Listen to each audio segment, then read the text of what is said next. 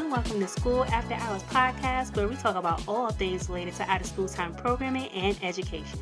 I am your host, Jay Lee, and welcome to our first episode of the fourth season. So, in this episode, we are going to be talking about how to handle intensive conversations with parents when their child expresses they are being bullied at your site. Yes, I know that's a very serious conversation.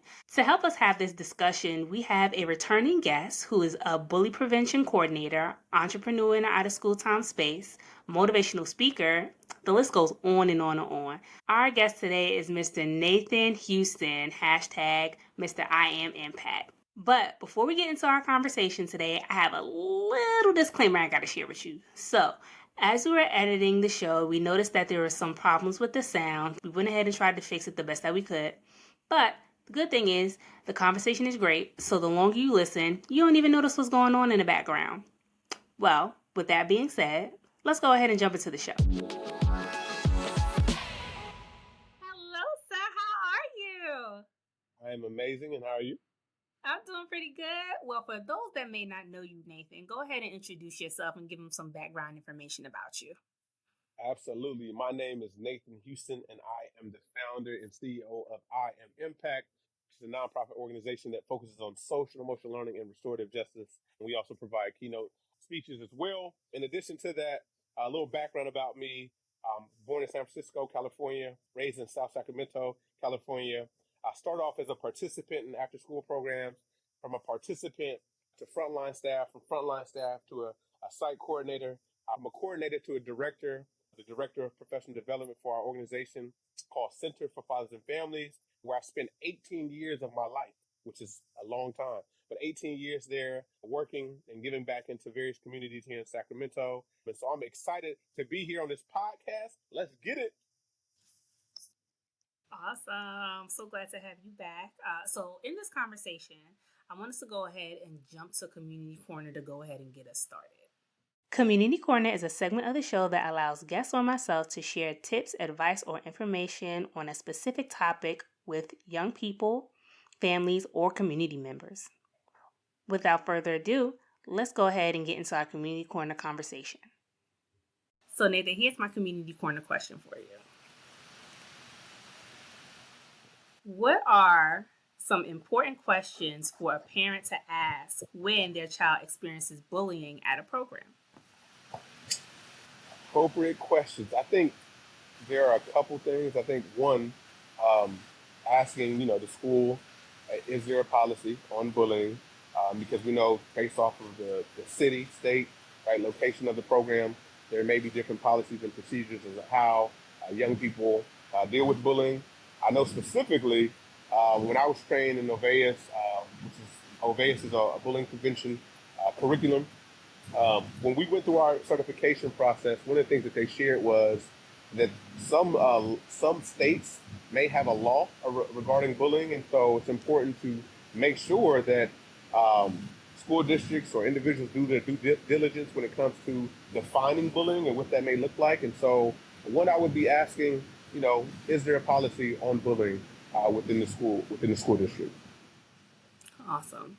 And how does that translate into after school time programming? So what would the follow-up be for that parent? Okay, I've told you this is the issue, right? You told me this is how it could be handled. But on the back end, how am I going to follow up to make sure that what was said and what was discussed is actually done? Absolutely. I think it's important for us to understand when we're dealing with people's babies, and as a parent myself, I do want to know, like, what has happened, right? If somebody tells me, if my baby come to me and say, I'm being bullied at school, I want to know what's going to be done, right? What's going to be done about the situation, right? Who was involved, right? What's the phone number? Who do I contact? And so I think those are a couple things, is like making sure that one thing that I realized at our old school site, there may be a psychologist or a counselor, a social worker, or a restorative justice coordinator. There's different folks that they may put in position to deal with these scenarios, right, specifically at a school site, because we know that principals are busy. So it may be a role of one of the supporting staff to oversee any type of bullying experience. And so I would be asking as a parent, who do I follow up with, right? Is there a specific liaison within the school I know that some school districts will also have maybe a person who's at the district level who will come out to the school sites to address any type of bullying that may be taking place on the campus. So that would be one of the things. One, just asking who's in charge, who do I follow up with, right? And then will there be any type of follow-up conversation on the behalf of the school district to make sure that my young person is safe, right? Because I'm sending my child to get the education, not to be bullied. I would say in addition to that too, thinking about is there what is the connection between the after school space and the daytime? Because I know sometimes there's a disconnect. So I would ask like, does the after school program have a good relationship with the school day? I know that as a previous site coordinator, my role was to make sure that our after school program and our day program were together, right? That there was alignment in our activities and our behavior. And so making sure that I would ask that question as a parent, does your after school coordinator, director speak to the school day, right? Do you have a good relationship there? So absolutely.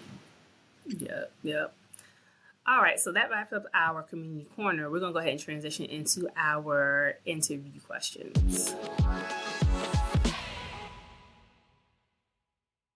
So once again, Nathan, thank you for being on the show. Absolutely. So let's go ahead and start this conversation. And usually, like how this conversation happened, let me give y'all some background information. How this conversation happened is that I was actually scrolling on Instagram and I saw a post from someone that I follow on social media. And they were expressing their concern as far as their child being picked on at a camp, at a program that they're participating in, right? So what was expressed from the parent was the very, mother bear. I feel like that's where it came from. Like, who's doing my child wrong? We need to have a conversation. What is going on? Is there anyone watching the children? All that energy. Right. All that energy. And I was like, so this is a conversation that I really feel like we need to have in the sense of, as a staff member, how do you interact with someone that is bringing you that type of energy? Like how do we continue to keep lines of communication open so we can get down to the actual issue? How we could go ahead and work together collaboratively as a team because you're entrusting me with your child, but also keeping in mind that I am a whole human being. Let's try to have a decent conversation so we're not getting to the space where we're being disrespectful. And I feel like sometimes we teeter that line, especially when, not just children are involved, but high emotions are involved at the same time. So as staff members, as directors, even as upward management, like how do you begin to deal and have productive conversations around this specific topic of, conflict with parent, concerning children that may be experiencing bullying, right? But also what can you put in place at your site to have conversations not just with the parents, but also with the children at the same time of what is and what is not acceptable. So that's the tea. Absolutely. No, I love it. Thank you. Let's get into it. So that is the tea. So Nathan, my question for you is, when experiencing this type of energy, and I wish I had the clip to play for everybody, but you could imagine, what are some of the do's and don'ts to have in that conversation? Like the parents come at you, they're, giving you the business. Giving you the business. Like, how do you begin to interact with that person? So, like, we can have like a calm conversation because I see that you're upset. I see that you're mad, especially within your approach towards me or even towards one of my staff members. Because sometimes they won't go to the director. They'll go straight for the staff that the child has pointed out. So what are some of the do's and the don'ts of having that conversation with the parent when they're in that state of high emotion? Absolutely. I think one, right, and typically understanding that it's not you. Don't take it personally, right? That I think off bat, it's like your issue is not with me, right? Now, I am in charge of maybe this group of young people, right? So I get why you're addressing me with this, with the attitude and the anger and the frustration, because maybe, right, I may do the same thing, right, if the shoes were reversed, if I had a child in program and found out that they were being bullied in this specific class. So I think one off the back is just don't take it personally. I think another thing is don't meet that person with that same hostility, anger, and aggression. I think another thing to be mindful is to keep your surroundings, right? Are your young people looking at you, right? As this angry adult is Mm-hmm. coming toward you, are your young people watching what's going on? And not to say that if they're not watching, go ahead and give them the business, right? Go ahead and respond with that anger and aggression. But to be mindful, because young people, I think I've had the scenario where I've had an angry parent, and I've had to, one, I totally get that you're upset and frustrated, but I do have young people around. So I do need you to lower your voice. I do need you to calm down. And understanding that, again, this frustration is not towards me, but young people are on this campus and young people are watching you as an adult. And because that also had turned into a situation where those young people went home and was like, an angry parent came up to the school site, right, and was cussing and yelling. Mm-hmm. And so making sure that you protect your young people. So I would say, don't meet that person with that same hostility, anger. Be mindful of your surroundings or your young people.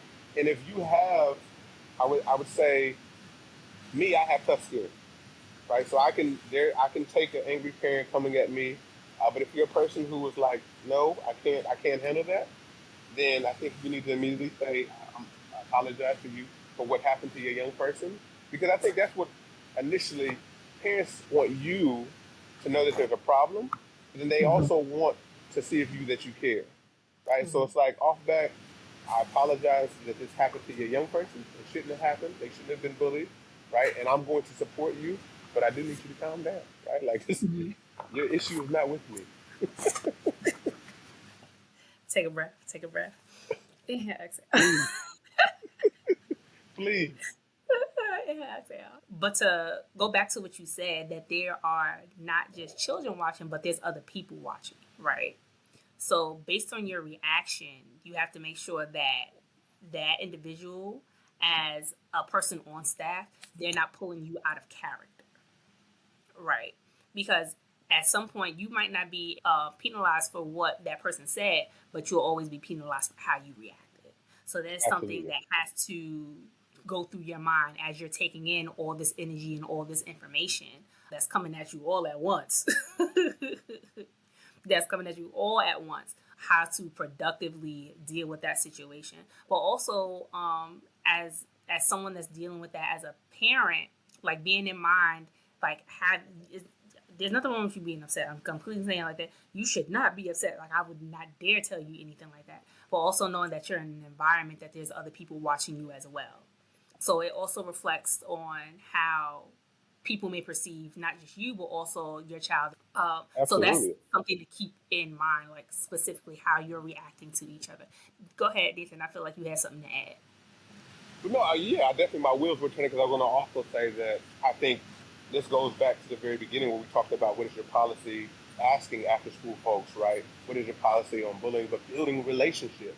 I think when you Mm-hmm. have a strong relationship with your parents and you know your adult, then your adults are less likely to come at you that way, right? Like you had mentioned that they typically will come directly at the line staff, right? That person who's in charge of the class per se, but they typically may not come to the director that way because they know that they have more authority. For example, like for me, my adults knew, like, if you do come to my campus and you're acting like that, there's going to be consequences, because I do have other adults and young people on campus, and Right. it's not okay, right? And again, I totally get that you're frustrated and upset, but we also do have a responsibility to make sure that my staff and my young people are safe at all times, right? And the people who maybe, and maybe other parents who are just passing by as well, that they may see this confrontation. And so that was Right. something that I established from the beginning. Like, if you come on this campus acting crazy, right, there's going to be consequences, because I want to make sure that your young person's safe and that all these other young people are safe as well. Right. And that goes back into that conversation of setting boundaries, like what is allowed and what is not allowed, for all the people involved, right? And having these conversations. So we can have this conversation, but know that there's a certain tone that has to be had, and there is a certain level of reception that I need you to have. So if I'm telling you the details, I want to make sure that it's not going in one ear and out the other, right? I want to make sure Absolutely. that you're taking in the information, that you're processing, and that you're able to have a dialogue with me at the same time. Which leads me to my other question for you. Like, in having those conversations, when do you know when to walk away from that conversation and get assistance, or redirect that conversation or redirect that person to someone else? I think it really boils down to that person's self-awareness, right? This is why I love social emotional learning, right? That's what I am Impact. It's what we do. I think it's about understanding that individual's self-awareness in their capacity.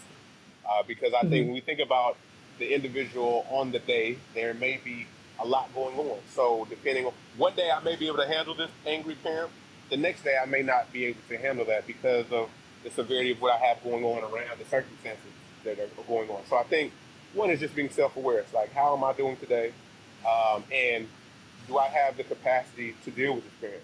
Mm-hmm. Because again, if I'm supervising 20, 25 young people on the playground and an angry parent comes up and we're in the middle of a kickball game, I may not have the time to address this parent and to deal with them, right? To be able to give them the respect and time that they deserve. Not because I Right. don't care, but because I got 24 other young people, right, that I need to make sure are safe and that are engaged. So I think that, again, self-awareness, your social awareness, what's going on around you, I think that plays a big factor in how you respond and when you should walk away, right? Or if you can even walk away, because you may not be able to.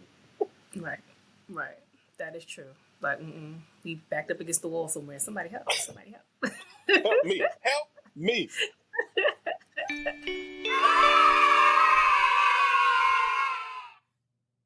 If you like what you hear so far, make sure that you subscribe and hit that like button. Did you know that social exclusion is a form of bullying? When someone or a group of people intentionally leaves you out of an activity, conversation, or something close to that nature to hurt your feelings, they are indirectly bullying you. Something to think about. Now, let's get back to our show. So, in having that conversation, let's say that conversation's been had, there's some reassurances that you want to give that parent, but also dive a little bit deeper into the conflict to see what actually happened. How do you think, or how would you suggest that process should go about, or how should it look? So absolutely. And what I loved about when I went through my Oveus training, one thing that they talked about was there was What's different. Oveus? You So got to tell the people. Oveus is a bullying I know what it prevention is. curriculum. Okay. Oveus does a lot of training for school districts, world-renowned organizations that focuses on bullying prevention.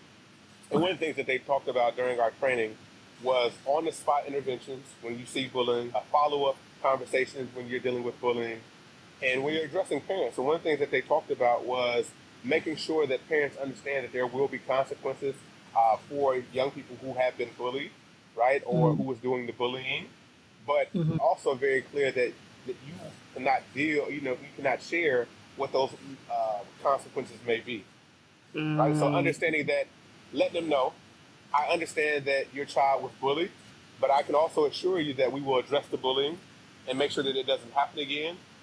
And there will be consequences.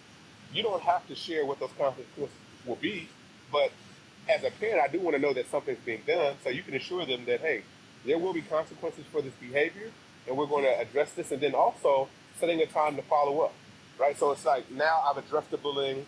Let's say a week has gone by. Hey, I'm calling to let you know that there were consequences for that young person who was bullying your child, but I want to follow up, want to check in to let you know that something was done.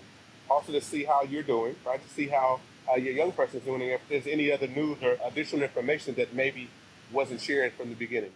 And I Mm-hmm. think the other thing that what I didn't know before going through this training was defining bullying, right? Like, what are the Mm-hmm. forms, right? Physical.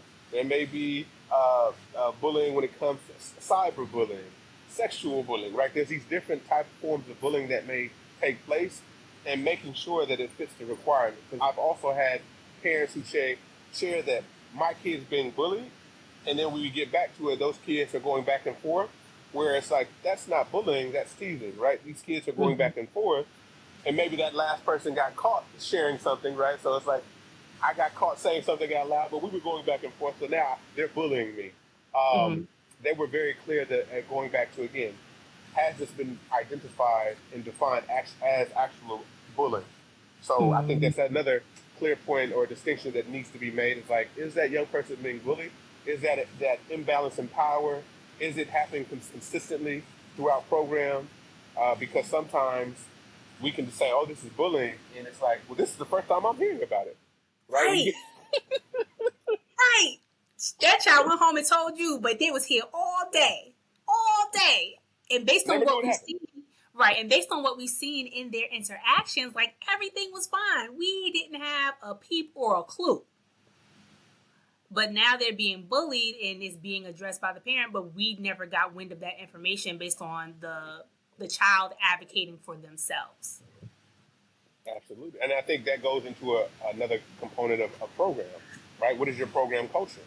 So one of the things that we did on our program was we had a assembly that defined bullying, right? This is what bullying, and we did some role playing, we did some skits, and so young people were able to see this is bullying, this is teasing, this is bullying, this is play fighting, right? And then it was also good for young people to see, but then also for adults to see.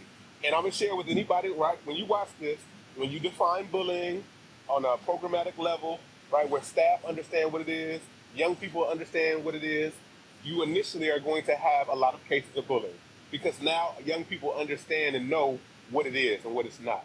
So you're going to get like, this is, I'm being bullied, right, because this kid keeps talking about me and I'm not saying anything back. I don't feel like I can defend myself, right? There's this imbalance in power. So I think also as we empower and educate people, we also will see this increase in like, why does it seem like there's so much bullying going on? And it's because also like folks now understand what it is. That is true. That is true. So my follow-up question to that is, once you know all the different types of, this is bullying, this is teasing, this is play fighting, which is still a complete no because you tap somebody wrong one time, That's next thing you know, we out in the street somewhere. It's a whole Reynolds rap. It's a whole Reynolds rap. Like we outside fighting, like we tearing it down in the parking lot. No. Absolutely. That's not what we try to do. But in going through like the different types of, differentiating between bullying and what this other thing may be, like what are some of the protocols that's important for programs to put in place outside of the, we've had a conversation about it. We've then modeled it for you. So when we start to see the sneak up, especially when it comes to youth making like small groups and like we say cliques, like how do we begin to make sure that we're being proactive instead of reactive to those situations? Absolutely. So one of the things that I liked that during our training was we had to do some role playing. So during our role playing, you would have the bully, the victim, and then the bystanders, right? Which typically how it's set up. So as the adult, right, as an administrator, director, right, after school coordinator, my role is to intervene. So we would have our on-the-spot intervention. So when I see this is how they would train us to intervene when we see bullying. One, you want to address the behavior. Like I just seen you slap this person or punch this person, whatever it is, you address that bullying behavior. In addition to that, you want to support the victim. Like I saw what just happened. Are you okay? Another thing that I thought was interesting about this training was you also address the bystanders. I see you all watching and encouraging this behavior is not okay, right? There will be consequences for this. In addition to this, what they share with us is that you don't ever try to force an apology right then and there. And I was like, that is good because you have those young people who are going to say, I'm not apologizing. No, right?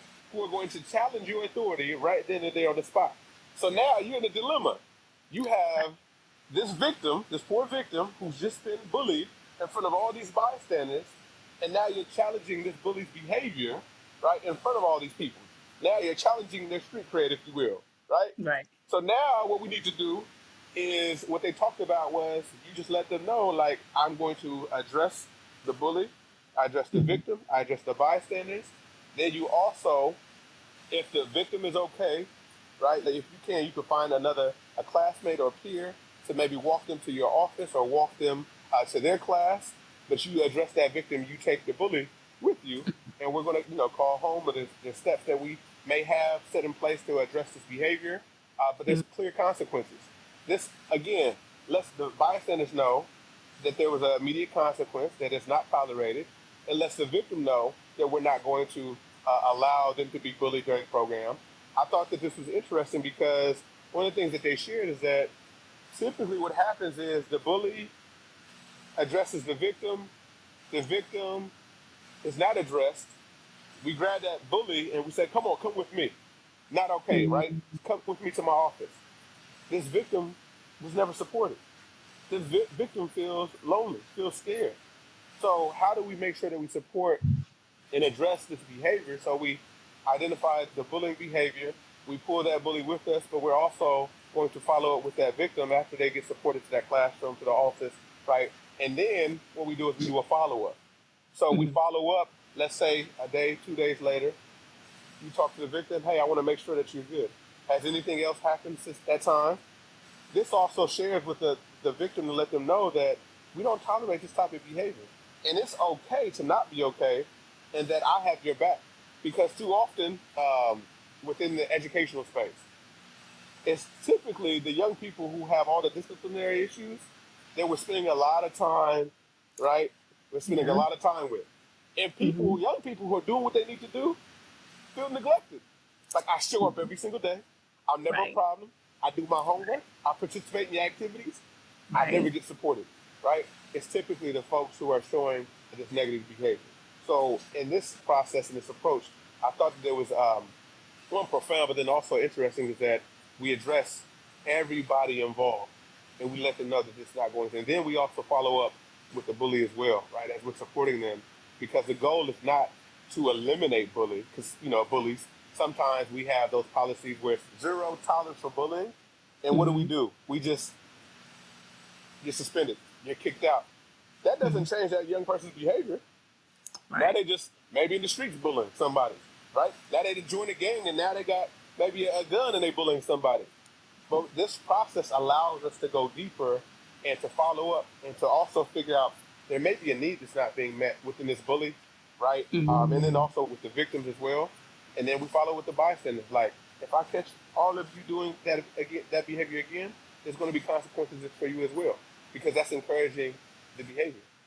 And when young people know, you talk about boundaries, when young people know it's not okay, they typically are going to do the right thing, right? When we model that for them. So that's the approach that we would share. And I thought that it was very interesting. And it's always funny because we would share, I would have my staff do the same thing. To kick off the year, we're doing a lot of role playing. And for some of them, I would have those difficult scenarios. But the young person says, I'm not apologizing, right? Because adults, we want to fix it. Say sorry, right? Yeah. And then, or think about this. The other thing they shared was, think about you have a victim, right, who's being bullied, and they're sitting there scared, and you tell the bully, apologize right now, and they look over at the victim who they just bullied, and they're like scared, and you're like, and they're like, no. Now this victim feels even. Oh, now I'm really not safe, right? Right. My goose is cooked. You this adult, you ain't got no authority, no power. Now you just and you've made the situation worse for me because now the bully looking at like you gonna try to punk me. And also, if we think about it, you yourself have become a bully. You are trying to force this young person into apologizing, knowing that it's not going to be genuine, it's not going to be remorseful, right? You're trying to bully Mm-hmm. this person into saying sorry. No, we don't want to do that, right? We want to get to the bottom of the issue. So hopefully that answers how they could approach the scenario. Right, right. It answers a whole lot. It answers a whole lot. So this is real good. But as we're getting into this conversation, I know that we need to go ahead and take a break. So everybody give us a moment, give us 5-10 minutes, go ahead, stretch your legs, go to the bathroom, get your snacks, do what you do. Come back in a couple Yes, of ma'am. minutes and we're gonna finish this conversation. Hope that you're enjoying what you're hearing so far. So give us a minute and we will be right back. Are you a program director or thinking of starting a program? Maybe you need new curriculum that focuses on character development or technical skills.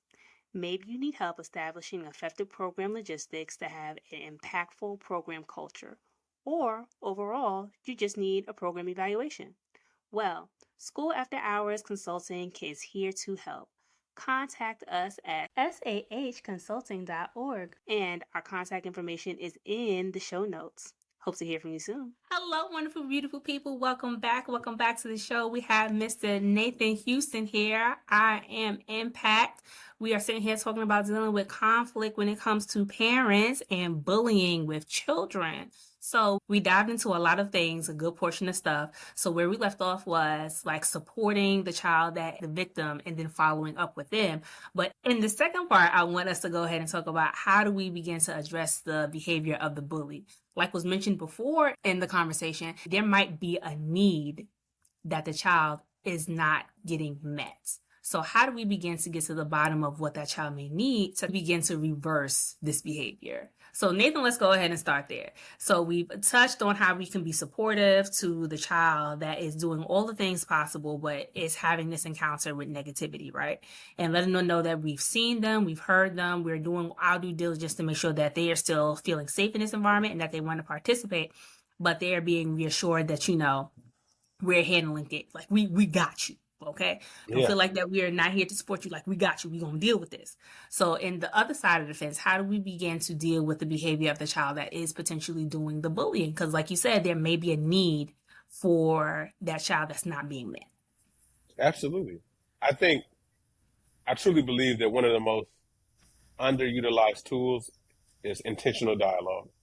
Having conversation with a young person, building a formal, a strong relationship with this young person, right, who may be a difficult young person. They may be challenging to deal with. And I think the start would be forming that relationship and building trust so that that young person will feel comfortable, all right? Because we think about addressing the unmet need. I may not feel comfortable in sharing with you that unmet need because I don't know you, right? And maybe my first encounter may be this encounter where you're addressing me and dealing with my negative behavior. And so now it's like typically in these roles, the adult will suspend, right? Or just deal out a consequence and not address the actual behavior and support them through that and helping them to see like the why behind the motive. What was the motive in you bullying this other person?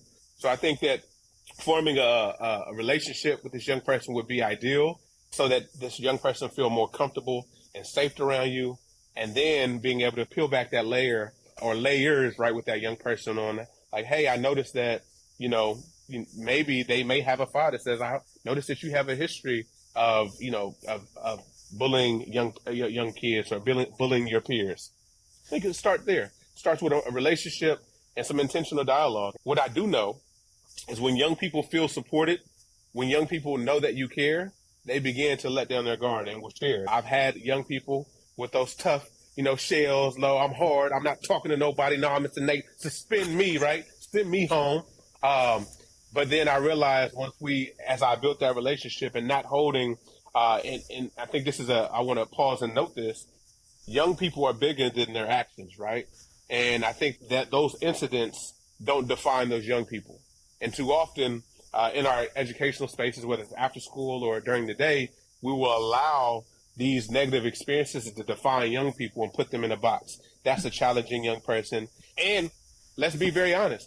Some of these young folks may be that kid who gives you a headache. They may be that headache, right? But they do have the potential to be more than that if we help them to get to that place where they're no longer that headache child. So I think that it starts with the relationship, a positive relationship, in addition to addressing that negative behavior. I know that's right. So in that process of dealing with their behavior, you've done all the things, everyone feels supported on both sides. When do you feel like it's an appropriate time to have a sit down with the parents and we all come to the table and have a conversation about next steps and what needs to be done? Absolutely. Has that parent calmed down? Like, having that conversation, that follow with that angry parent, like, hey, like, are you ready? Like, do you need a moment? I think that I have done some groups where adults have come into space. And I have done it without the young people there because I feel like, in my experience, young people they have short-term memory. Like, they can get over things and be like, yeah, I was doing that. I'm not doing that. I'm trying to play kickball now. I feel like the adults, right, the older we get, we tend to hold on to stuff a little bit more. And so I've had the conversation with the adults, one, on a one-on-one basis first, like interviewing, having the follow-up conversations. And what I will say is that typically with the bullying parent, I've had to see that there's some layers there, right? If I'm honest, that there's some learned behavior that this young person is sometimes just doing what they see their parents do. And so having to also now mentor and guide this adult and giving them alternative on how to deal with difficult situations, right? As from a parent perspective, and to letting them know how to navigate the school system, that if you come into this space, nobody wants to hear you when you're just yelling and angry and cussing everybody out, right? Because then you get labeled as that difficult parent, right? That angry parent that nobody wants to deal with. And so I think it also, again, through building a relationship, you're able to then help them navigate, right, the school system, right, the program system, so that they feel comfortable and empowered to be able to feel safe in coming to you and saying, hey, I need help, right? Yeah, Jonathan has been turned up. He has been bullying young people. I don't know what to do, right? And that's what I've seen happen when you truly do care and you build that trust with parents. Parents will let their guard down as well and let you know, like, hey, I need support, right? I don't know how to address that behavior. And so I think that's how it starts, in building that relationship with the parents. And once you feel comfortable and you feel like they can come into space together and have that conversation, I think it's worth it, because the long-term goal, right, is community. You want all your parents, right, and staff to feel safe in space together, not just some of them, all of them. Right, exactly. Well, this is a good time to go ahead and skip to our Professionals Lounge. Let's get it. Professionals Lounge is a segment of the show that allows guests to share advice with other practitioners in the OST and youth development field about how they can begin growing their gifts and talents, but also develop themselves as professionals in the field. Here's our Professionals Lounge conversation. All right, y'all. This is our Professional Lounge section of the show. So for Professionals Lounge, this is my question for you, Nathan. With all this experience and all that we've had, the conversation between dealing with parent, child, and bullying, and also being supportive, like, how can we help both parent, student, and staff move toward the healing that needs to take place after having this encounter? Love that question. I love it, right? I think it's necessary. So one, I think it's building those individual relationships, right? First, initially building all those relationships. And then, as we just talked about, moving in towards a collective healing process, I think it starts with relationship. We don't know, or we can't move towards healing as a group, right, or as a program, until we have relationship with one another to be able to address those behaviors. And so I think that one of the things, through having conversation, right, doing check-ins, how are you doing? And I think, and I want to plug the professionals in the after-school space as well. One of the biggest things in building relationship is speaking to your parents. Even if those parents don't have young people in your class, speaking to all adults who walk into your campus. How are you doing? Hello, right? Greeting them. Because I always used to tell my staff that we don't know what our adults are coming from, what environment, right? Whether it's they're leaving work or they're leaving their home. And just through having conversations sometimes and speaking to parents, it provided an opportunity where parents would have a venting session where they would say, oh, yeah, today at work, the long day, my supervisor is getting on my nerves. I got to go home and cook dinner, right? I just got the school called me earlier and said so understanding that this may not even be the time for me to address, right, something that I need to address. It's like giving this parent the opportunity to be able to vent and to share, and building space and building connection with them. So I think in order to work toward healing, we need to have conversation.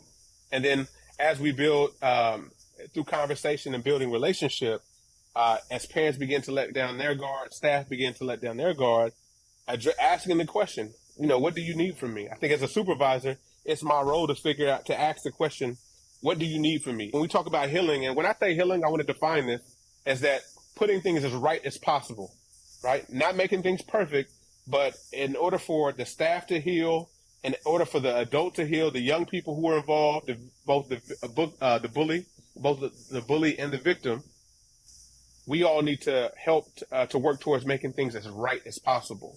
And we only could do that through conversation to figure out what all parties need. And so there's not like a one shoe fits all, because what you need may be different from what I need. And so I think that it starts through the conversation. And so I just wanted to put that within context. When I say healing, I'm talking about putting things as right as possible for all parties involved. I think that's it. I think we nailed it. This was great. So, all right, everybody, we're going to wrap up this show and call it a day. Thank you for joining us, Mr. Nathan. Enjoyed having you. If you are doing anything, how would people want to find you if they wanted to seek you out for your services of training staff or doing your I Am Impact tour? Hey, that's coming up in the school year. So how do people get in touch with you if they want to book your services? Absolutely. So they can go to nathanhouston.com, or if you're on Instagram, you can follow me at I_am_impact, or I could just drop my email, which is IamImpact7@gmail.com, where we focus again at I Am Impact. Our focus is social emotional learning and restorative justice. And then I also am a keynote speaker. So if you want me to just come in and inspire your staff and get them fired up about the school year or about the work that you all are doing in your organization, hit me up. All right. Well, thank you, sir, for taking the time to be with us and have these conversations. As always, whenever you want to come back and talk, you are more than welcome, sir. Thank you. It was my pleasure. Well, everyone, that brings us to the end of our show. If you liked what you heard and you enjoyed our conversation, make sure that you're following us on YouTube, but also hit that like button so we know what you are enjoying. You can also find us on other podcast platforms like Apple Podcasts, Spotify, and Google Podcasts if you want to listen to our audio version as well. To get more behind the scenes stuff, make sure that you're following us on our social media accounts, Instagram and Facebook at School After Hours. Well, that's all I have for today. In the words of Mr. Arthur Ashe, start where you are, use what you have, do what you can. Until next time, y'all. Bye-bye.